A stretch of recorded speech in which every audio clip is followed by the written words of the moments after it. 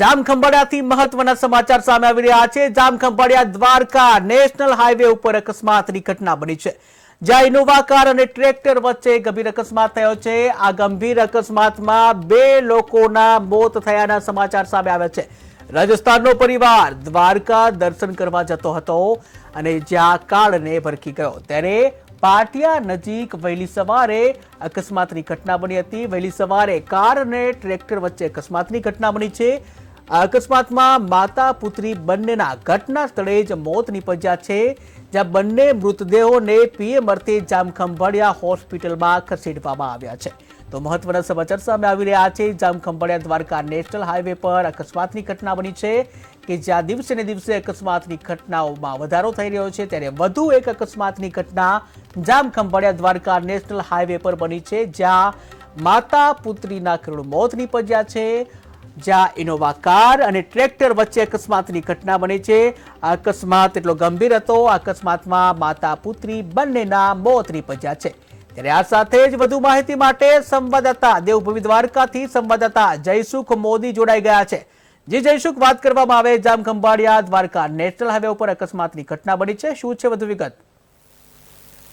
જી Mahendra, જામખંભાળિયાથી Dwarka national highway પર પાટિયા નજીક Innova car અને ટ્રેક્ટર વચ્ચે ગંભીર અકસ્માત સર્જાતા માતા અને પુત્રી બંનેના મોત નીપજ્યા હતા, તેમજ અન્ય 2 લોકો છે તે ઇજાગ્રસ્ત બન્યા હતા।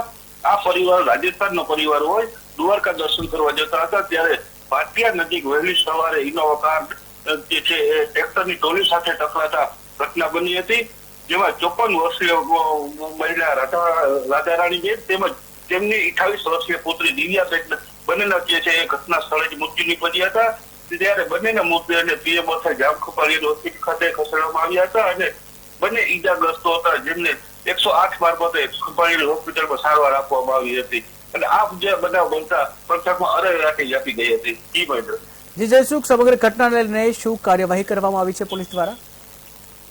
હાલ અત્યારે જે છે પોલીસ છે તે ઘટના સ્થળે પહોંચી છે અને તેના દ્વારા જે છે હાલ અત્યારે પંચનામાની કાર્યવાહી હાથ ધરવામાં આવી છે।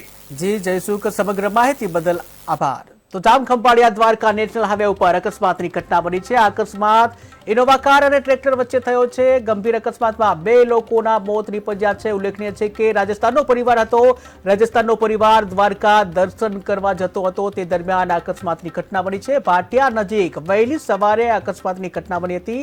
કાર ટ્રેક્ટર સાથે અથડાઈ હતી, જેમાં માતા પુત્રીના મોત નીપજ્યા।